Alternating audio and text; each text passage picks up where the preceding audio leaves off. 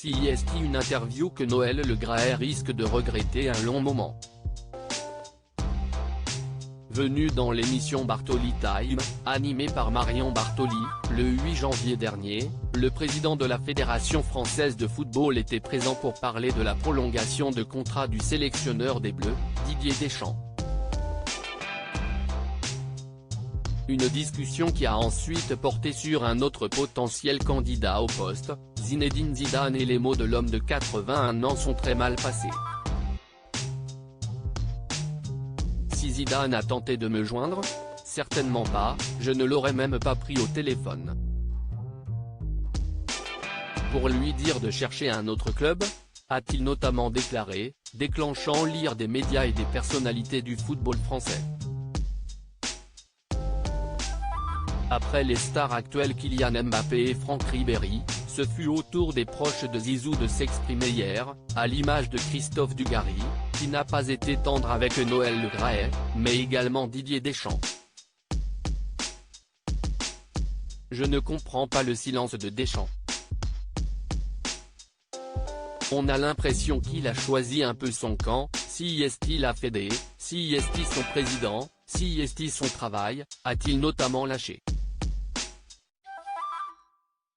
Une déferlante qui s'est poursuivie ce 10 janvier avec l'intervention d'une figure emblématique du football français, Jean-Michel Larquet.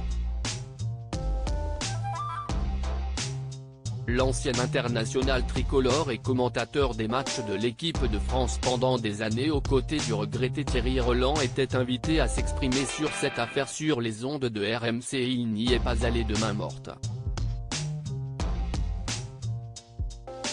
Dans sa boîte crânienne, il n'a pas du tout le comportement moral d'une personne normale aujourd'hui. S'il était normalement constitué, le président de la FFF partirait, mais il n'est pas normalement constitué.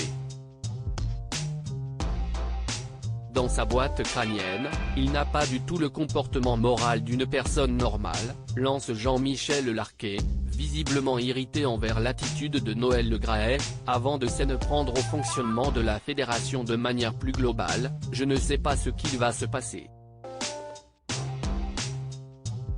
La FFF, comme la FIFA, est un organe où les gens gravitent et grenouillent depuis des années et considèrent qu'ils sont un État dans l'État. Ces gens-là ont le sentiment d'être libres dans ce qu'ils peuvent faire. Des propos qui risquent de faire réagir, mais Noël Le Graët a certainement d'autres préoccupations, lui qui est accusé d'agissement déplacé par une ancienne collaboratrice.